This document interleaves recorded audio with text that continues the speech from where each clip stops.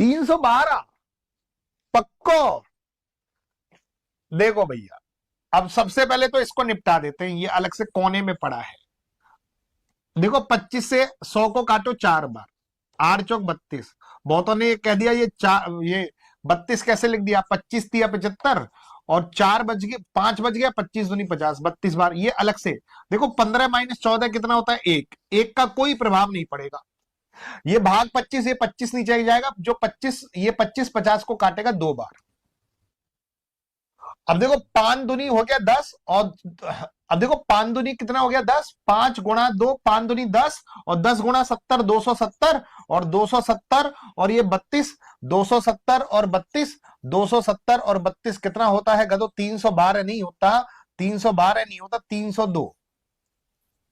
अब तुम बोले जा रहे हो 312 312, रट्टू तो समझ में नहीं आ रही, 312 नहीं होगा, 302 होगा। 302 इज द राइट आंसर। एक परिवार की आय और व्यय का अनुपात 19 और 13 है। ये आय है और ये व्यय है। आय और व्यय का अनुपात 19 और 13। परिवार का व्यय 29,510 है। गधे को गधे से, घोड़े को घोड़े से, खच्चर को खच्चर से। ये आय और व्यय, आय व्यय। बचत पूछी है, बचत हिसाब किताब से निकालना, कहीं गड़बड़ घोटाला कर दो। बचत बिल्कुल हिसाब किताब से निकालना है। 30 सेकंड दे रहा हूं। आय और व्यय का अनुपात दिया हुआ है 19 और 13। परिवार का व्यय है 29,510। उस परिवार की बचत भी हमें ज्ञात करनी है, बचत हमें ज्ञात करनी है। बहुत बढ़िया। और हमें पूरा पूरा उम्मीद है कि आप ज्ञात कर लोगे। चलिए मेरे प्यारे साथियों, एक परिवार की आय और बचत का अनुपात 19 और 13 है। आय और बचत का अनुपात 19 और 13। 19 में से 13 गया बाबू, कितना आया, 6 आया। एक परिवार का व्यय कितना है, 29,510। एक परिवार का व्यय 29,510 है, तो बाबू 13 की वैल्यू 29,510, 29,510। 13 दूनी 26, 13 दूनी 26, 13 दूनी 26, 13 का भाग लगाऊंगा, 13 दूनी 26, 3 बज गया 35, वही 13 दूनी 26, 9 बज गया, 13 सत्ते 91। तो 2270 का गुणा हो रहा है। 2270 का गुणा, वो बचत पूछा है, तो इस 6 में भी 2270 का गुणा करते हैं। 6 में 2270 का गुणा करो, 6 सत्ते 42, ये आंसर। 6 सत्ते में इकाई अंक से काम चला लिया ना, 13,620। पूरा पूरा क्यों सोल्व करूं, पूरा पूरा सोल्व करने में क्यों समय बर्बाद करूं। इकाई अंक का प्रयोग करना बहुत कंपलसरी है, बहुत जरूरी है। एग्जाम में मजा आ जाता है अगर हम इकाई अंक का प्रयोग करें तो। दिल खुश हो जाता है, आत्मा हमारी प्रसन्न हो जाती है। जल्दी से बताना इस क्वेश्चन का आंसर। अब 40 सेकंड दे रहा हूं इस क्वेश्चन को फोड़ने के लिए, और हमें पूरा पूरा भरोसा है कि आप फोड़ दोगे। हमें पूरा भरोसा है कि आप लंका ही लगा दोगे इस क्वेश्चन की। याद रखना, बचत बचत पूछा है। एक परिवार की आय और व्यय का अनुपात 13:9 है। परिवार का व्यय 8190 है। परिवार की बचत पूछा है।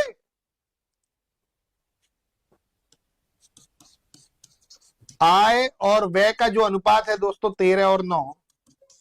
बचत कितनी हो जाएगी, 13 में से 9 गया बाबू 4 हो जाएगी बचत। 13 में से 9 गया 4 बचत, 13 में से 9 गया 4 बचत। और परिवार का व्यय कितना है, 8190 है, तो 9 की वैल्यू 8190 है। 9 नाम 81, 9 एकम 9, 910 का गुणा, तो इसमें भी 910 का गुणा करो। 4 एकम 4, 4 नाम 36, 3640 इज द राइट आंसर। 3640 बिल्कुल परफेक्ट उत्तर होगा। मजा ही आ गया, दिल खुश हो गया।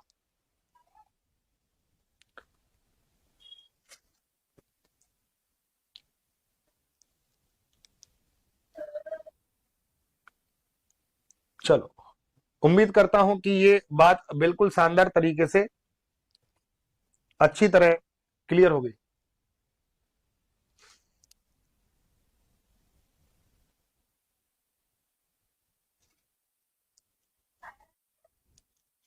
बड़े ध्यान से करना, ये क्वेश्चन थोड़ा घुमा सकता है, ये बवाल कर सकता है ये क्वेश्चन, और आपको घुमा सकता है।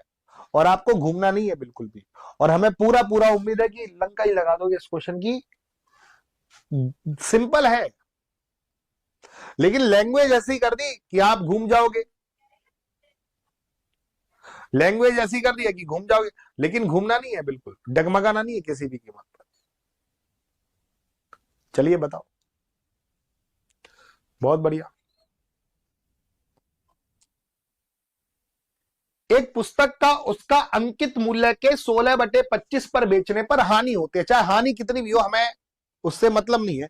16/25 पर बेच रहे हैं तो हानि हो रही है, 16/25 पर बेच रहे हैं तो हानि हो रही है। पुस्तक के अंकित मूल्य और विक्रय मूल्य का अनुपात बताओ। हम अंकित मूल्य के 16/25 पर बेच रहे हैं, तो याद रखना नीचे वाला अंकित मूल्य और ऊपर वाला विक्रय मूल्य, सीधा सीधा कंसेप्ट। हम अंकित मूल्य के 16/25 पर बेच रहे हैं, हम अंकित मूल्य के 16/25 पर बेच रहे हैं, तो नीचे वाला अंकित मूल्य और ऊपर वाला विक्रय मूल्य, तो 25 और 16, तो अंकित मूल्य और विक्रय मूल्य का अनुपात 25 और 16। अब हानि हो या लाभ हो, उससे क्या प्रभाव पड़ा है, तो हमें तो अंकित मूल्य और विक्रय मूल्य का अनुपात चाहिए 25 और 16। वो से 16 और 25 बोल रहे हैं, गलत हो जाएगा, 25 और 16 ही होगा, 25 और 16 ही होगा। जल्दी से बोलो ABCD के। 10 सेकंड दे रहा हूं, 10 सेकंड बहुत है, 10 सेकंड से ज्यादा नहीं लगनी चाहिए इस क्वेश्चन में। तुरंत प्रभाव से बताओ पूरी क्लास। एक पुस्तक के उसके अंकित मूल्य के 3/8 पर बेचने पर हानि होती है, चाहे हानि कितनी भी हो, चाहे लाभ हो। उसने केवल अंकित मूल्य और विक्रय मूल्य का अनुपात पूछा है, सीधा सीधा आपके गणित है। तो बाबू ये अंकित मूल्य है, ये विक्रय मूल्य है, ये अंकित मूल्य और ये विक्रय मूल्य है, 8 और 3। इसमें समय देना पाप है। एक पुस्तक के उसकी अंकित मूल्य के 7/9 पर बेचने पर हानि होती है, इसमें समय देना पाप है। समय दूंगा तो पाप लग जाएगा, सीधी सी बात है। अब मुझे जल्दी से बताओ कि आपके अंकित मूल्य और विक्रय मूल्य का अनुपात क्या होगा पूरी क्लास। अंकित मूल्य और विक्रय मूल्य का अनुपात क्या होगा, अंकित मूल्य 9, विक्रय मूल्य 7। तो अंकित मूल्य और विक्रय मूल्य का जो रेशो होगा, अंकित मूल्य और विक्रय मूल्य का जो रेशो होगा वो 9:7 होगा। अगला क्वेश्चन बताने से पहले मेरी एक बात सुनना।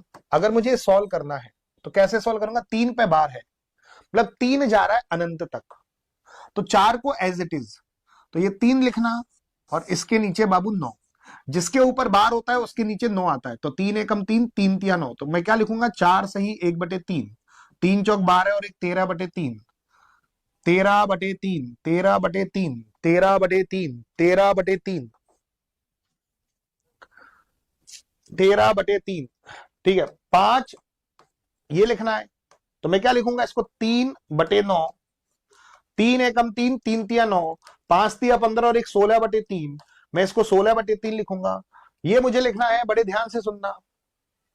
7 3/9, मजा आ गया। 3/9 को मैं 1/3 लिखूंगा, 3 सत्ते 21 और 1 22/3, मैं 22/3। अब देखते हैं कौन बताता है, और हमें पूरा पूरा उम्मीद है कि आप लोग बता दोगे। 9.4 पे बार। अब जल्दी से बताओ मैं इसको क्या लिखूं, जल्दी से बताओ,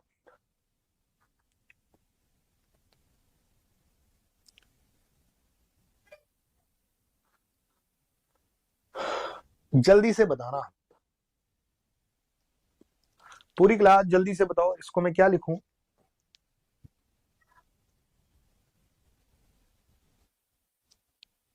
बहुत बढ़िया, इसको मैं क्या लिखूंगा, 4/9, 9 नाम 81 और 4, 85/9, 85/9। अब मैं एक क्वेश्चन सॉल्व करता हूं, एक क्वेश्चन आप लोगों के लिए करने के लिए दूंगा।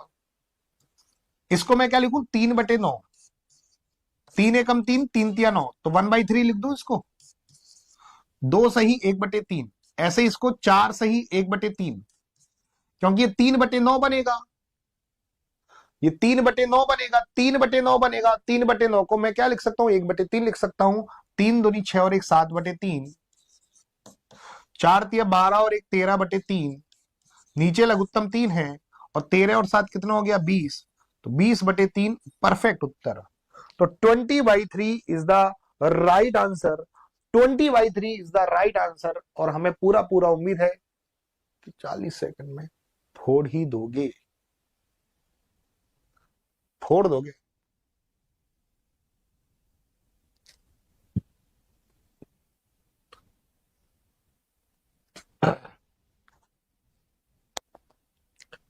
फोड़ दोगे।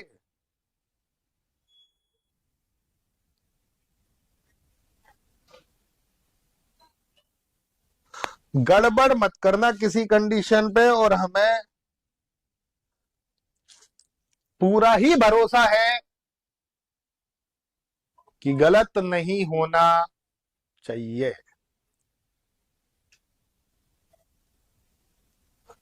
तक 26/3 केदार सिंह नहीं, कौन बोल रहा है 26/3? अरे हाँ यार, इसने है ना, बिल्कुल सही। 25/3, मैं 25/3 को बग बोल रहा हूं, बग 25/3, 26/3 होगा। सही तो बोल रहे हो। चलो, ये 5 क्या लिखूंगा, इसको मैं क्या लिखूंगा, 3/9, तो 1/3 लिख दूं। ऐसे ये 3, इसको भी मैं 1/3 लिख दूं। 5 तिया 15 और 1 16/3, 3 तिया 9 और 1 10/3, नीचे लघुत्तम 3 है, 16 और 10 26/3। हमारे 26 को 20 लिख दिया हमारा टाइपिस्ट, देखो। चलो मुझे जल्दी से बताना, 5 का स्क्वायर होता है 25, 0.5 का स्क्वायर क्या होगा? 0.5 का स्क्वायर क्या होगा? 0. आकाश, I love you Taklu sir.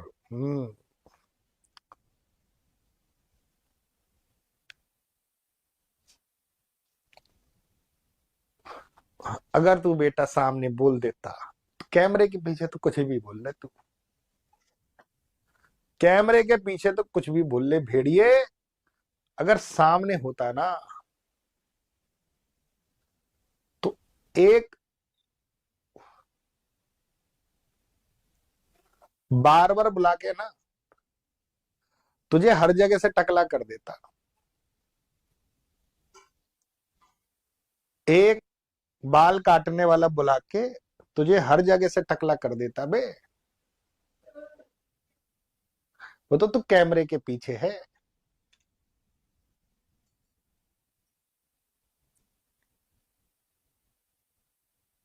चमन चंपू, हर जगह से टकला, समझ में आ गई? हर जगह से,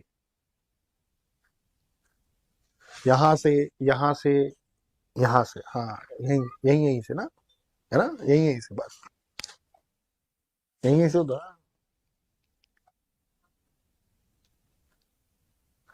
चिंदी चोर कहीं के। हक।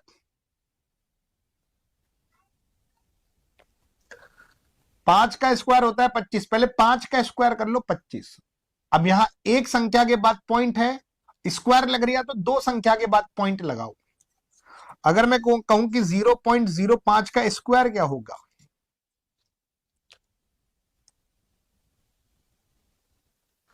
पहले 5 का स्क्वायर लिख लो 25, और यहां दो संख्या के बाद पॉइंट है तो वहां चार संख्या के बाद पॉइंट लगाना, 2 का डबल 4, 1 2 3 और 4,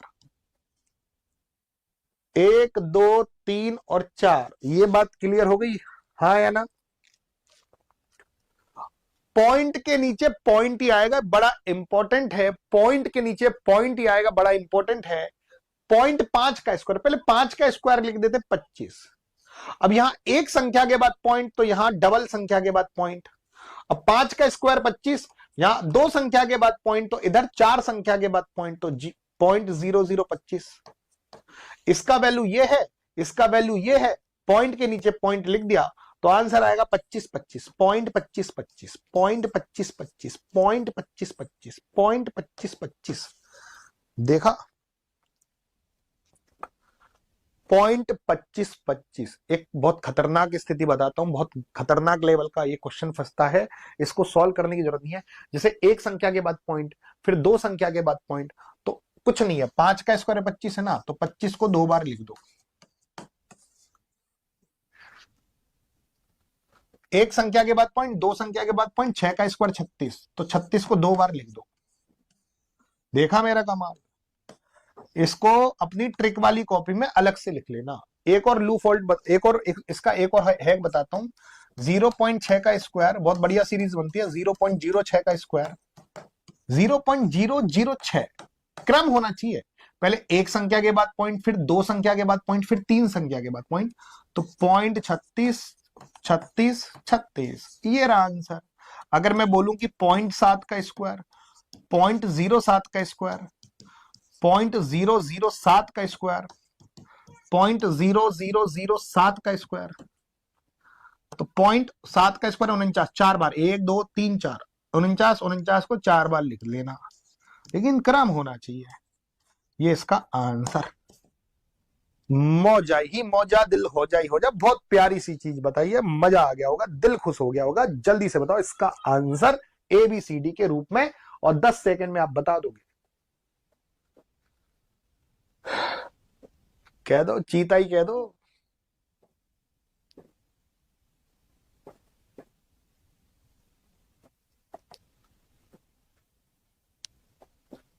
सर आप जब पढ़ाते हैं तो समझ में आ जाता है, जब खुद से पढ़ने बैठते हैं तो समझ में नहीं आता है, मतलब क्वेश्चन नहीं होते। वाह, हम सांप पकड़ना दिखा रहे हैं तो खुद पकड़ने बैठोगे तो काटेगा ही भाई, प्रैक्टिस करो उस पर। अब मान लो हम जहरीला सांप लिया है, कोबरा सांप लिया है जो डस जाए तुम्हें, और हम यहाँ दिखा रहे हैं कोबरा सांप पकड़ना। जैसे मान लो सांप है ये, मैंने कहा ऐसे मुंह पकड़ो दारी के को, ऐसा पूछ पकड़ो, पकड़ लो, ऐसा पकड़ो है। अब तुम यहाँ कोबरा सांप पकड़ लोगे क्या पहली बार में? पता है ना, खां खां खा जाएगा, और किधर किधर खा जाएगा। दो दांत हुए, दो छेद और कर देगा, पता है ना, खां खा। तो इस सांप को पकड़ने के लिए practice makes a man perfect, ज्यादा से ज्यादा प्रैक्टिस करनी है बे। 2 बार है ना, तो 0.49 ये आंसर। चलो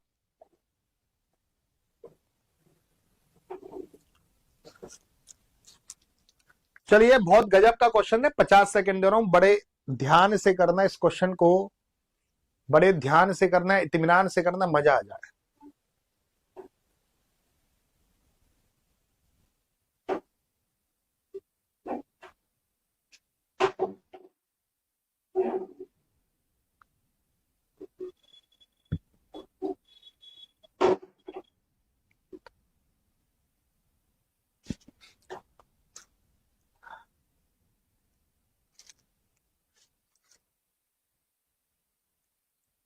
बेटा सही बताओ, नौकरी ले लियो बेटा, तुम्हारे फ्यूचर कभी कभार तुमको दिखे भाई साहब, ऐसा फ्यूचर दिखता है सोच के भाई साहब दुख होता है मन ही मन। नौकरी नहीं लगी ना, मुझे तो ऐसा लगे कि ट्रेन में पर्चे चिपका रहे हो। ज्ञान पुरुष बाबा, मनचाहा प्यार, प्यार में धोखा, तलाक, डिवोर्स, नौकरी में राजनीति, इन सबसे छुटकारा पाने के लिए ज्ञान पुरुष बाबा से संपर्क करें। बेटा ऐसे पर्चे पर्चे चिपकाते डोलोगे ट्रेनों में, नौकरी नहीं लगी तो। खुद बाबा की नौकरी लगी नहीं, बाबा दूसरों को नौकरी देने लग रहा है, क्यों? ज्ञान पुरुष बाबा।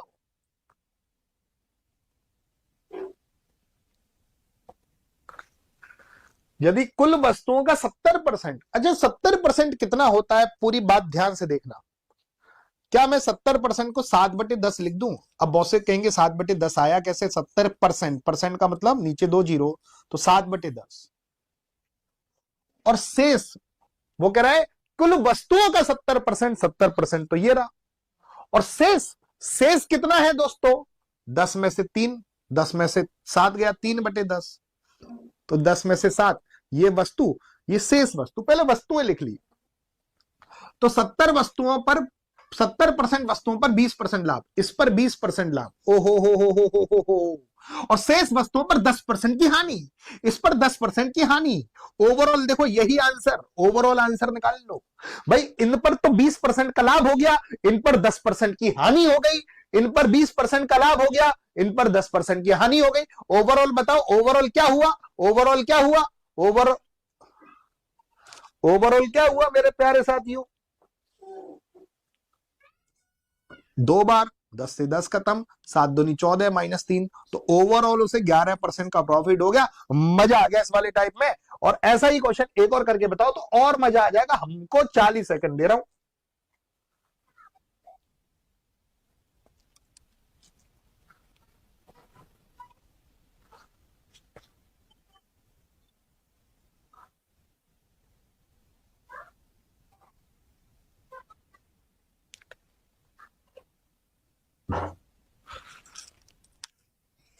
फटाफट फटाफट जल्दी से बताओ पूरी क्लास, फटाफट फटाफट जल्दी से बताएंगे, मजा आ जाना चाहिए पूरी क्लास।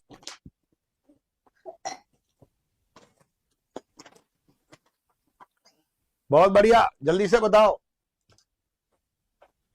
26। कुल वस्तुओं का 90%, 90% को मैं बोलूंगा 9/10, इस पर 30% का लाभ हुआ।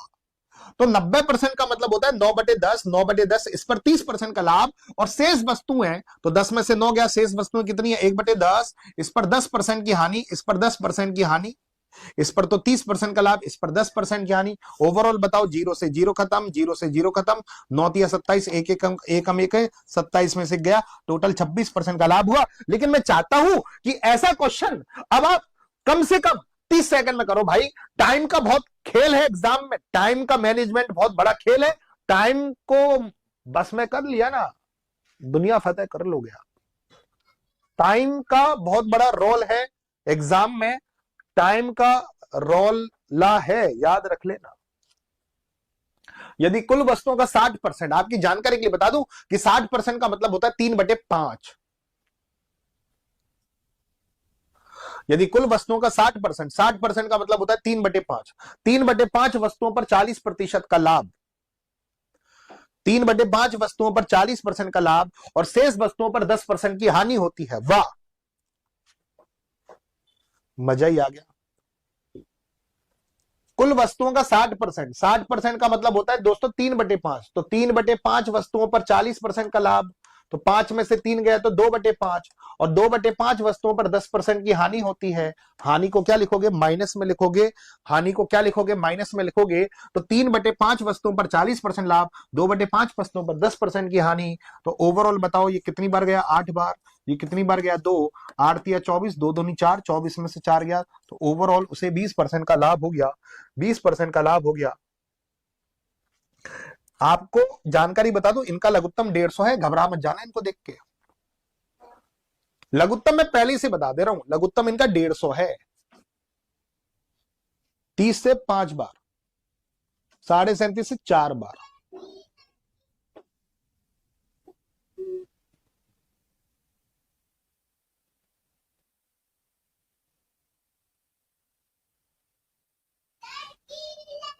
वाह,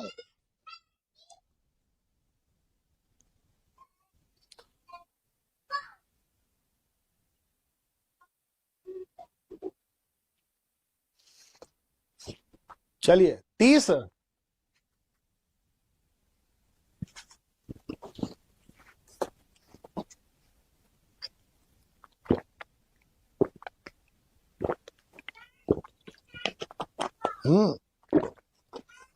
एक आध समो का, एक आध समोसा सी की, एक आध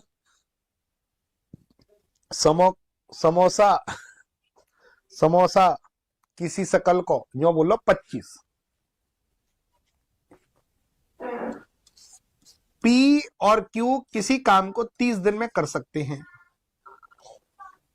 क्यू और आर उसी काम को 37.5 दिन में कर सकते हैं, और आर और पी उसी काम को 150 दिन में कर सकते हैं। इनका लघुत्तम लो, तो बाबू इनका लघुत्तम जो है, इनका लघुत्तम कितना है, 150 है। 30 से कितनी बार गया, 5 बार। 37.5 से कितनी बार गया, 4 बार। 150 से कितनी बार, 1। अब मैं पीक्यूआर की क्षमता निकालूंगा, 2 का भाग जरूर लगा देना, उधर 2 का भाग जरूर लगेगा, 2 का भाग नहीं लगाया। पी 2 बार है, क्यू 2 बार है, आर 2 बार है, 2 इधर आएगा तो 2 काटेगा उस चीज को। अगर तीनों को जोड़ोगे तो 2 का भाग जरूर लगाना। 5 और 4 9, और एक 10, 10 में 2 का भाग लगा दो 5, तो पी क्यू आर की क्षमता 5 होगी, तो 150 में 5 का भाग लगा दो, तो तीनों मिलकर उस काम को 30 दिन में खत्म कर सकते हैं। तीनों मिलकर 30 दिन में खत्म कर सकते हैं। 22 शिक्षकों की औसत आयु 64 वर्ष है। उसमें एक शिक्षक को शामिल कर लिया गया, 23 हो गए। अगर वो 65 64 लेके आता, 64 और 23 आंसर करके बताओ रे हो लू।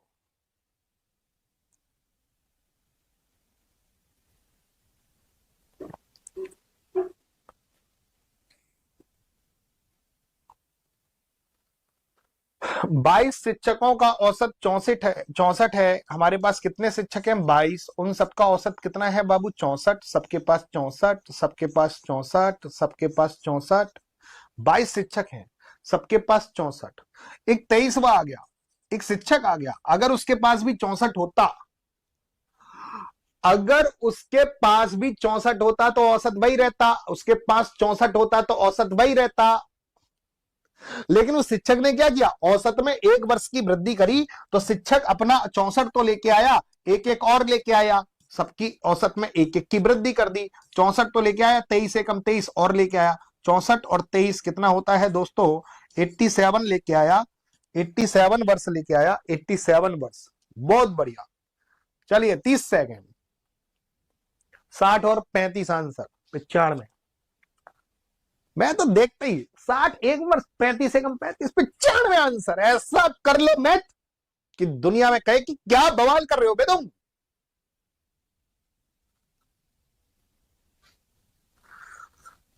चौंतीस शिक्षकों की औसत आयु 60 वर्ष। कितने शिक्षक हैं बाबू? 34 शिक्षक हैं और उन सबके पास कितना है बाबू? 60 है। और हम एक 35वां एक और शिक्षक लेके आए, 35वां लेके आए। अगर वो 60 लेके आता तो औसत वही रहता। लेकिन उसने क्या किया? औसत में एक एक की वृद्धि करी। तो 60 तो लेके आएगा, एक एक और लेके आएगा 35 जनों के लिए। 35 से कम 35 और लेके आएगा। 60 और 35 95 लेके आया, 95 लेके आया। चलो 30 सेकेंड। 20 और 22 का लघुत्तम बता दूं कि 220 होता है। 20 और 22 का लघुत्तम 220।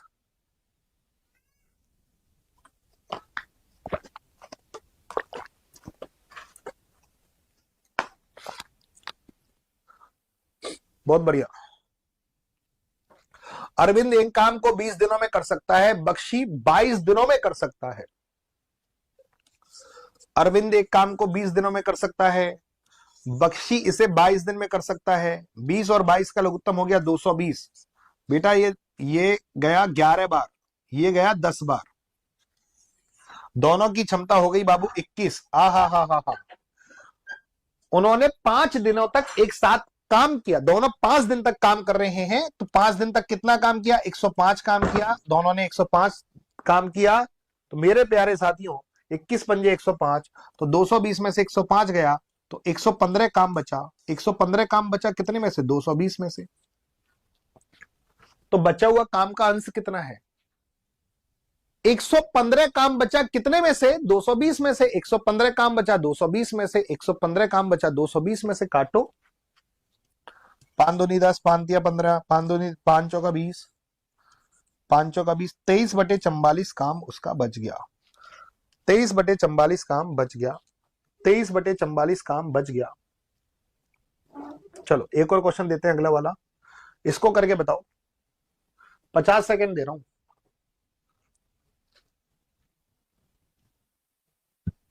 ये खतरनाक है यार। वो खतरनाक है तो खतरनाक ही है, ये मान लो। दिमाग लगाना पड़ेगा। दिमाग तो लगाना ही पड़ेगा।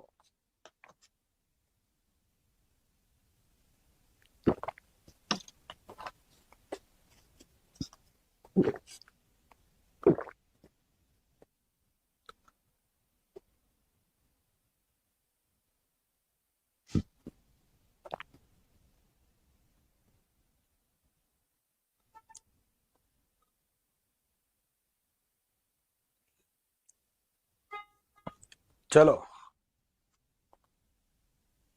जय हो।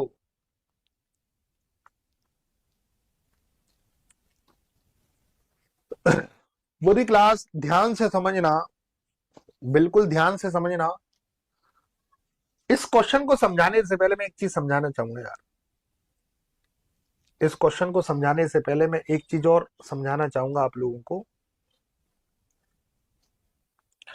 और इस क्वेश्चन में देखो किस किस की गलती है, मैं अभी बताऊंगा कि कौन कौन गलती कर रहा है, कौन कौन नहीं कर रहा।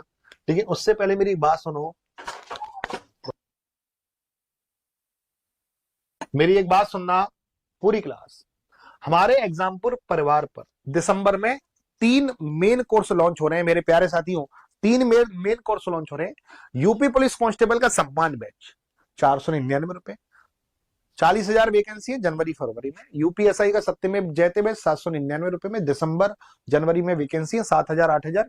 हो सकता है दोनों की 50,000 से ज्यादा वैकेंसी आए, संग संग आ जाए, ऐसा हो सकता है। मई जून में पेपर है, 6-7 महीने तैयारी करने के लिए।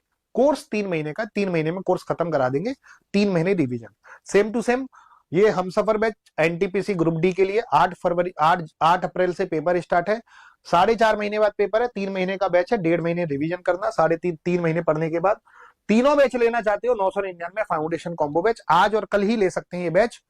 और 11 दिसंबर से इनकी प्रॉपर क्लासेस स्टार्ट हो जाएंगी। 2 दिसंबर से इनकी फाउंडेशन क्लास स्टार्ट हो चुकी है। प्रॉपर क्लास 11 दिसंबर से। मस्त है, आज ही एग्जामपुर एप्लीकेशन से ये बैच ले लेना मेरे प्यारे साथियों, ये बैच ले लेना। तो मजा आ गया ये बैच देख के। अब इस क्वेश्चन को कर रहे हैं, ध्यान से सुनना पूरी क्लास।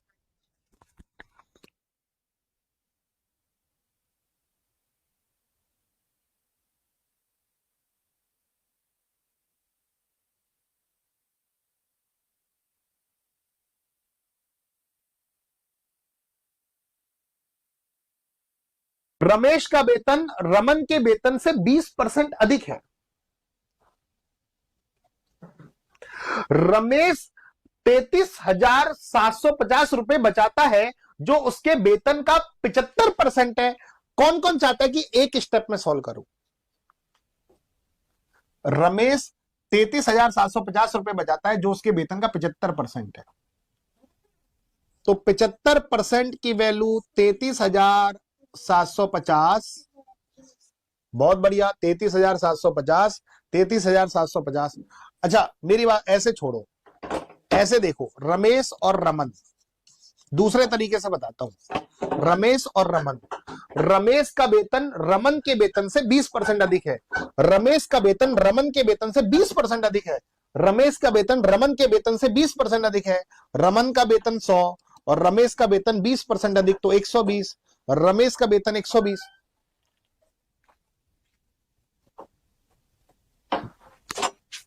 अब वो कह रहा है कि रमेश 33,700 रुपए बचाता है, जो उसके वेतन का 75%। बस इसका 75% निकाल के बताओ। रमेश के वेतन का 75% निकाल के बताओ। 120 का 75% निकाल के बताओ पूरी क्लास। 120 का 75% निकाल के बताना पूरी क्लास। 120 का 75% निकाल लो। 75% का मतलब 3/4, तो कितना आ जाएगा? 90 आ जाएगा। तो ये रमेश की बचत है, बचत। वाह, ये क्या है? बचत।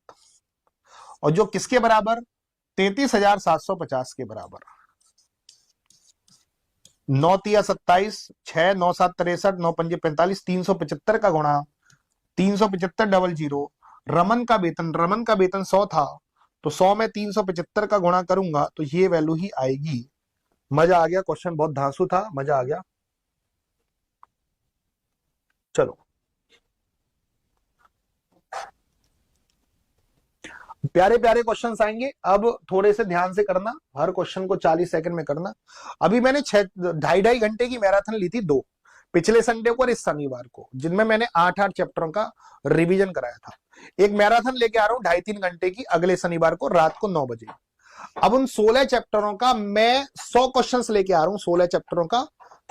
तो कौन कौन तैयार है उस मैराथन क्लास के लिए? शनिवार 14 दिसंबर को, शनिवार 14 दिसंबर को कौन कौन तैयार है? शनिवार 14 दिसंबर को कौन कौन तैयार है? 14 दिसंबर को कौन कौन तैयार है? जो मैंने 16 चैप्टर पढ़ा दिए, 8 चैप्टर और 8 चैप्टर करके 2 मैराथन ली है। अब उन्हीं से मैं मिक्स क्वेश्चंस लेके आ रहा हूं, 100 क्वेश्चंस लेके आ रहा हूं। और 100 क्वेश्चन समझ में आ गए? पहले तो मैंने चैप्टरों का रिवीजन बताया था, अब मैं 3 घंटे में 100 प्रश्न लेके आ रहा हूं और हो सकता है कि उसमें से 70-80% पेपर आ जाए। मैराथन क्लास एक भी मत छोड़ना, किसी भी कंडीशन में मैं बता दूंगा कि लाइक कैसे होगा। 600 मीटर लंबी एक रेलगाड़ी विपरीत दिशा में चल रहे एक व्यक्ति को 20 सेकंड में पार करती है। यदि रेलगाड़ी की चाल व्यक्ति की चाल की 5 गुना है। बेटा चाल बराबर क्या होता है? दूरी बटे समय, और दोनों विपरीत दिशा में जा रहे हैं, विपरीत दिशा में चाल जुड़ती है। तो व्यक्ति की चाल ए, तो रेलगाड़ी की चाल 5a, तो कह रहा है ना रेलगाड़ी की चाल व्यक्ति की चाल का 5 गुना, व्यक्ति की चाल ए, रेलगाड़ी की चाल 5a, तो दोनों की चाल कितनी हो जाएगी? 6a हो जाएगी। और कितने मीटर लंबी ट्रेन है? 600 मीटर लंबी ट्रेन है। और कितने सेकंड में पार कर रही है? 20 सेकंड में पार कर रही है। तो 2 से कितनी बार गया बाबू? 30 बार। तो 6 से कितनी बार गया? 5 बार। तो ए की वैल्यू आ गई 5 मीटर पर सेकंड। ए की वैल्यू आ गई 5। तो रेलगाड़ी की चाल क्या है? तो 5 का 5 से गुणा करो 25, लेकिन ये 25 मीटर पर सेकंड में आया है। तो याद रखना मीटर पर सेकंड को किलोमीटर पर आवर में हमें चेंज भी करना पड़ेगा। ये 25 मीटर पर सेकंड आया है, ये 25, ये 25 मीटर पर सेकंड आया है। मीटर पर सेकंड को किलोमीटर पर आवर में चेंज करना पड़ेगा 18/5 से गुणा करके।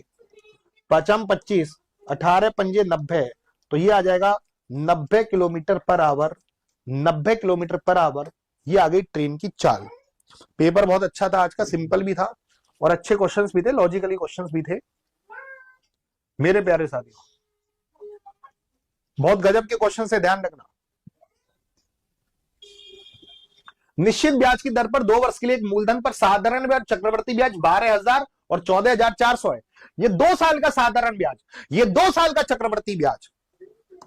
अभी ताजा मैंने एप्लीकेशन पे पढ़ाए थे ना। 2 साल का साधारण ब्याज दे रखा है 12,000 और 2 साल का चक्रवर्ती ब्याज दे रखा है 14,400। ब्याज की दर पूछा है या मूलधन पूछा है? मूलधन तो निकाल सकता हूं मस्त तरीके से, मूलधन तो मैं निकाल सकता हूं, मूलधन तो निकाल सकता हूं बहुत मस्त तरीके से। कैसे निकलेगा मूलधन?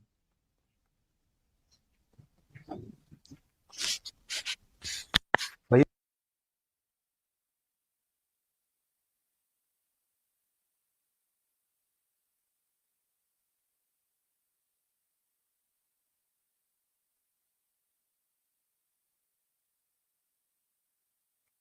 अब ध्यान से देखना, 2 साल का साधारण ब्याज 12,000, 2 साल का चक्रवर्ती ब्याज 14,400, 2 साल का साधारण ब्याज 12,000, 2 साल का चक्रवर्ती ब्याज 14,400।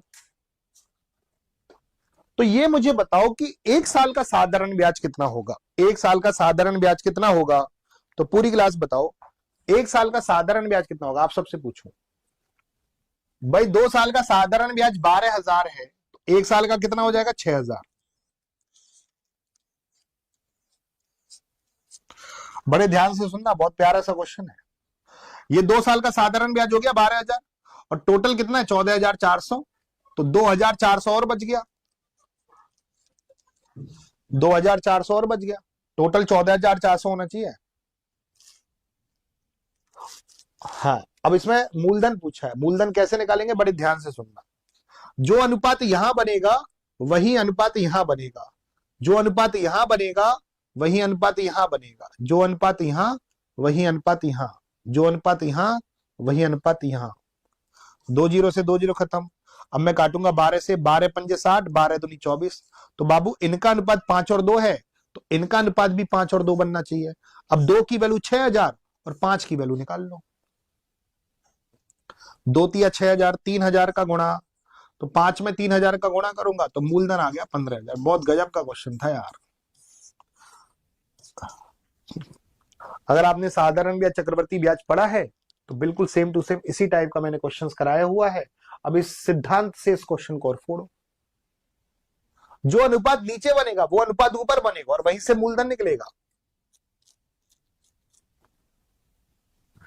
एक निश्चित ब्याज की दर पर 2 वर्षों के लिए मूलधन पर साधारण ब्याज और चक्रवर्ती ब्याज क्रमशः 600 रुपए और 630 रुपए हैं। साधारण ब्याज कितना है? 600 और चक्रवर्ती ब्याज कितना है? 630। साधारण ब्याज कितना है? 600 और चक्रवर्ती ब्याज कितना है? 630। तो मेरे प्यारे साथियों 2 साल का साधारण ब्याज 600 है, तो 1 साल का साधारण ब्याज 300 होगा, ये 300 होगा, 300 300 600, और 2 साल का चक्रवर्ती ब्याज कितना है 630, तो ये 30 होगा। तो बाबू इनका अनुपात कितना है 10 और 1, 10 और 1 ही तो है, तो इनका अनुपात भी 10 और 1 होगा। अब 1 की वैल्यू 300 और 10 की वैल्यू 3000, तो आपका जो मूलधन आ गया वो 3000 रुपए आ गया। 30,000 रुपए मत कर देना, 3000 रुपए आएगा।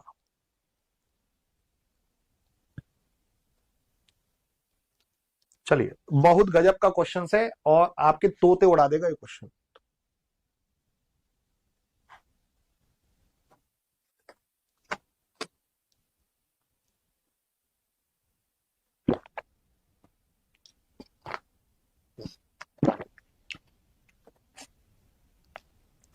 पूरी क्लास बताना।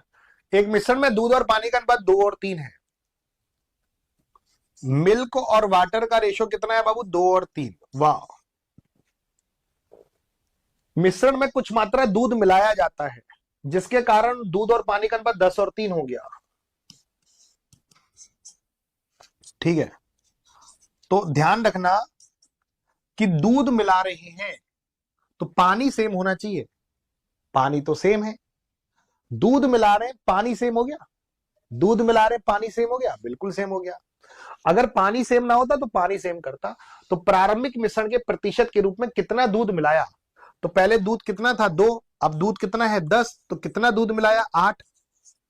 तो ये कितना दूध मिलाया प्रारंभिक मिश्रण के रूप में, मतलब कह रहा है ना प्रारंभिक मिश्रण के प्रतिशत के रूप में, प्रारंभिक मिश्रण के प्रतिशत के रूप में कितना दूध मिलाया, मतलब 8 5 का कितना प्रतिशत, 8 5 का कितना प्रतिशत, 8 5 का कितना प्रतिशत, समझ में आया। तो ये 8 5 का कितना प्रतिशत, तो यहां से हमें पता चला कि 8 जो 5 का है वो 160% है, 160%। ये बात क्लियर हो गई। उम्मीद करता हूं कि ये बात बिल्कुल शानदार तरीके से क्लियर हो गई होगी। 3-4 क्वेश्चन होमवर्क के लिए दे देता हूं, 1 2 3 4, ये 4 क्वेश्चन होमवर्क के लिए हैं। आपको कमेंट बॉक्स में इनका आंसर जरूर करना है। पीडीएफ चाहते हैं तो ये रहा मेरा विपुल सर एग्जाम्पल नोट्स टेलीग्राम, ये व्हाट्सएप ग्रुप। अभी रुक जाओ, संडे को मेरे प्यारे साथियों एक मैराथन क्लास, इस शनिवार को 14 दिसंबर को मैराथन क्लास होने वाली है। चैट बॉक्स में लिंक दे रखा है, उसको अभी है ना 1000 लाइक कर दो। जैसे हमने अपनी मैराथन क्लास को सक्सेस बनाया था, बड़ी अच्छी मैराथन था, 2.5 घंटे में 8 चैप्टरों का रिवीजन, और बड़ी मुश्किल बात होती है 2.5 घंटे में 8 चैप्टर का रिवीजन करना, वो भी 2 बार।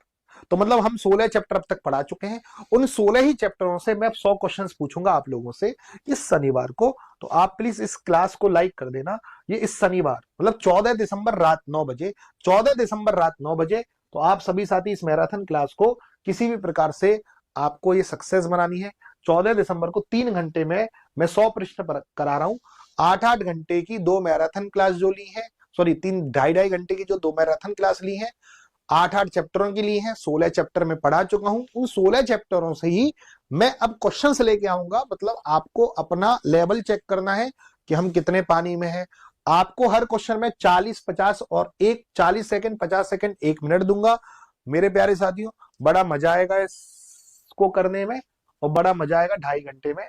आपको हर तरीके के सवाल होंगे, बिल्कुल एग्जाम ओरिएंटेड अप्रोच होगी, एग्जाम ओरिएंटेड पेपर होगा। सिंपल मीडियम और हार्ड तीनों लेवल होंगे। सिंपल ज्यादा होंगे, मीडियम भी उसी के बराबर होंगे, हार्ड थोड़े से कम होंगे। जो एग्जाम का पैटर्न होता है, बिल्कुल एग्जाम का पैटर्न चलेगा, याद रख लेना, सीधी सी बात है। तो आप इसको अभी लाइक कर दें, 1000 लाइक हो जानी चाहिए, नहीं तो यूं मान लो कि क्लास बड़ा गुस्सा खतरनाक है। अगर आपने मेरी बात नहीं मानी, मान ली, तो बड़े उदार दिल का भी हूं। और जिसने एग्जामपुर एप्लीकेशंस पे अभी बैच नहीं लिए हैं, हमारे 3 स्पेशल बैच चल रहे हैं। कौन से? यूपी पुलिस कांस्टेबल का सम्मान बैच 499 रुपए में, एक हमारा यूपीएसआई का सत्यमेव जयते बैच 799 रुपए में, एक एनटीपीसी का हमसफर बैच 499 रुपए में, यूपी पुलिस कांस्टेबल की 40,000 वैकेंसी आएंगी। कब आएंगी? जब हमारी 60,244 पदों पे भर्ती प्रक्रिया पूरी हो जाएगी। पूरी कब होगी? जनवरी फरवरी में हो जाएगी। जनवरी में हो गई तो जनवरी में आ जाएगा फॉर्म, फरवरी में होगी तो फरवरी में आ जाएगा। योगी जी के वचन है, यूपीएसआई का 7 से 8 हजार वैकेंसी आएंगी दिसंबर के लास्ट में, जनवरी की स्टार्टिंग में। हो सकता है कि दोनों की संग आ जाए जनवरी फरवरी में, 50,000 से ज्यादा वैकेंसी। ठीक है, ऐसा भी संभावना बन सकती है। एनटीपीसी का जो पेपर है वो आपका 8 अप्रैल से होगा। 499 रुपए में हम सफर बैच से तैयारी कर सकते हैं। 6-7 महीने बाद पेपर होगा इनका, इसका 4.5 महीने बाद होगा। ये सभी बैच 3-3 महीने के हैं। 3 महीने में 2 दिसंबर से क्लास स्टार्ट हो चुकी है, फाउंडेशन क्लास। कल से प्रॉपर, परसों से प्रॉपर क्लास स्टार्ट हो जाएगी 11 दिसंबर से। 11 दिसंबर से चैप्टर, अभी तो फाउंडेशन बेसिक चल रहा है, मतलब कैलकुलेशन चल रही है। ठीक है, 11 दिसंबर से सारी प्रॉपर क्लासेस स्टार्ट हो जाएंगी चैप्टर वाइज। याद रख लेना मेरे प्यारे साथियों, 3-3 महीने के बैच हैं। 3 महीने बाद 3 महीने बैच खत्म हो जाएंगे। 3 महीने बैच पढ़ो, 3 महीने रिवीजन कर लेना। 3 महीने बैच पढ़ो, 3 महीने रिवीजन कर लेना। एक बार बैच पढ़ लोगे, दोबारा पढ़ लोगे, मजा आ जाएगा। अभी से तैयारी करके बैठ जाओगे। हम सफर बैच 3 महीने बैच पढ़ो, 2.5-3 महीने बैच पढ़ो, 1.5 महीने रिवीजन करो। सर कहते हैं कि सर हम तीनों बैच, तीनों की तैयारी करना चाह रहे हैं तो आप फाउंडेशन कॉम्बो बैच ले लेना, इसमें आप तीनों की तैयारी कर सकते हैं। और सर फीस ज्यादा लग रही हो तो क्या करना, आपने एग्जाम्पल पर कोई भी बैच ले रखा है पहले से तो वो फीस इस फीस में एडजस्ट हो जाएगी। जैसे 300 रुपए, 400 रुपए, 500 रुपए, कभी भी कोई बैच ले रखा हो, मेरा शिकारी ले रखा हो, दुनिया का कोई सा भी बैच ले रखा हो जो एग्जाम्पल एप्लीकेशन पे है, वो फीस आपकी एडजस्ट हो जाएगी इसमें और इसमें। अगर ये लेना चाहते हो तो इसमें एडजस्ट हो जाएगी, ये लेना चाहते हो तो इसमें क्या होगा, तीनों बैच मिल जाएंगे आपको, तो इसी में एडजस्ट करवा लेना, ये नंबरों पे कॉल करवा कर। ठीक है, चलिए, उम्मीद करता हूं कि ये समझ में आ गया होगा। आज का सेशन समाप्त करते हैं, लेकिन याद रखना कि वो लाइक करके जाना हमारी मैराथन क्लास।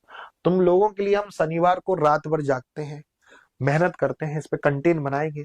भाई कम से कम 500-1000 लाइक तो होने चाहिए आज की डेट में। ठीक है।